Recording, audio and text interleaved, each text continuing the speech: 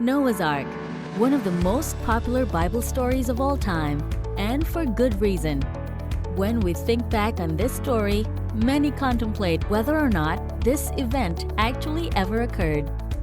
Can it be explained? Is there any real proof we can point to that a vessel of this size, filled with two animals of every kind, withstood the onslaught of torrential rain for 40 days and nights? What proof is there of its existence? Has there been any circumstantial evidence that would help us to definitively prove this Bible account? Or is this just a whimsical story about a cool guy in a silvery-grey beard? That is the million-dollar question. Nevertheless, let's explore this topic a bit further. So go grab that jumbo popcorn and let's check out Noah's Ark. Better fact-check these claims.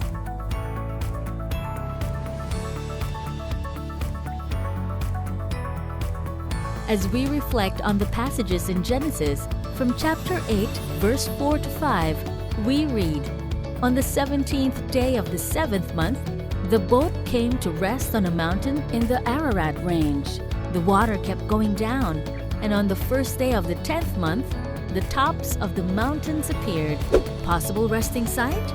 Numerous expeditions have searched for the ark at its most theorized site, Mount Ararat itself, while others have focused on nearby locations in the mountains in Iran. The accounts of sightings of the ark in that specific region are well detailed and date way back in time. If we recall Marco Polo and his book, The Travels of Marco Polo, it states, "In the heart of the Armenian mountain range, the mountain's peak is cup-shaped, which is touted as the resting spot for the ark." Bob Cornuke, president of the Bible Archaeology Search and Exploration, or BASE Institute, cites scriptures, further suggesting the idea of the ark settling in the nearby Elburz Mountains, which stretch from the borders of Armenia to Afghanistan. In fact, during an expedition there in 2007, Cornuke and his team discovered on the side of a hill 14,000 feet above sea level an unusual rock formation that has the appearance of fossilized wooden beams. The formation is about 400 feet long, which compares to the account of the actual vessel as noted in the Bible. In addition, Cornuke's team made an interesting discovery in and around this locale. That is, sea life all around the object, including thousands of clams, which suggests that the object was once in the ocean. Like me, you are probably asking yourself, how did thousands of clams find their way to the side of the mountain? That's certainly a head-scratcher. Ark's dimensions. The measurements of the ark, as detailed in the Bible, is referenced in cubits.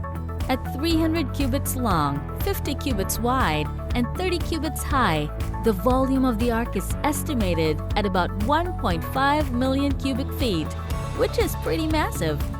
For comparison purposes, as vast as this is, it is only about the third of the size of the Titanic. For your reference, a cubit is not an exact measurement, but instead is the distance from a man's elbow to the tip of his middle finger, typically between 18 and 21 inches.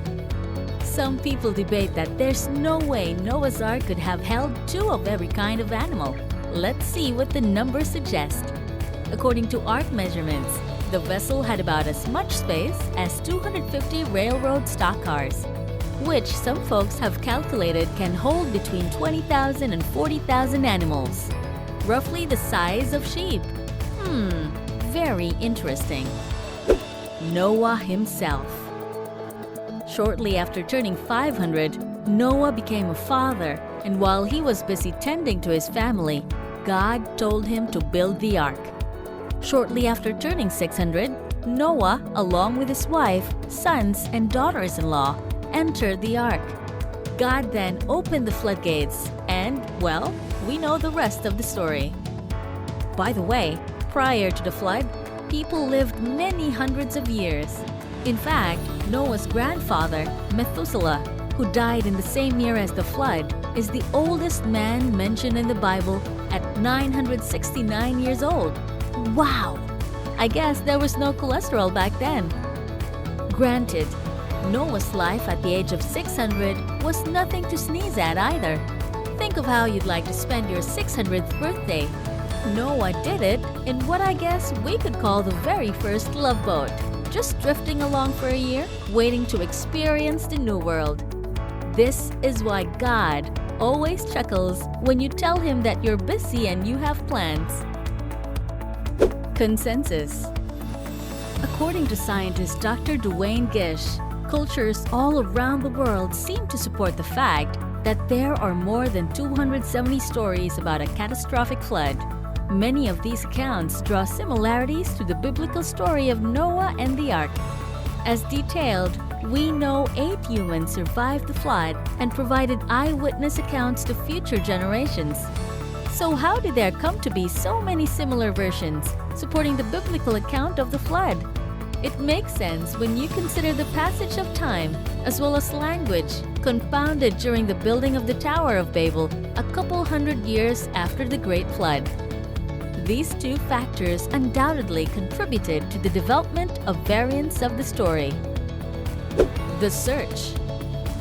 Expeditions to find Noah's Ark have been numerous and underway since times of antiquity and have included people from many professions, religious backgrounds, and walks of life.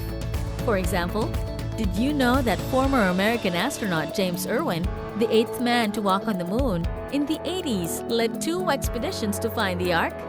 In 1982, during that expedition, Irwin was badly injured by falling rocks and had to be carried to safety on a donkey. Cornu, mentioned above, is a former SWAT team member and police investigator. People who claim to have seen the Ark firsthand include an army sergeant based in Iran during World War II and Armenian Georgi Hagopian, who claims to have visited the Ark as a child on 2 occasions with his uncle during milder conditions.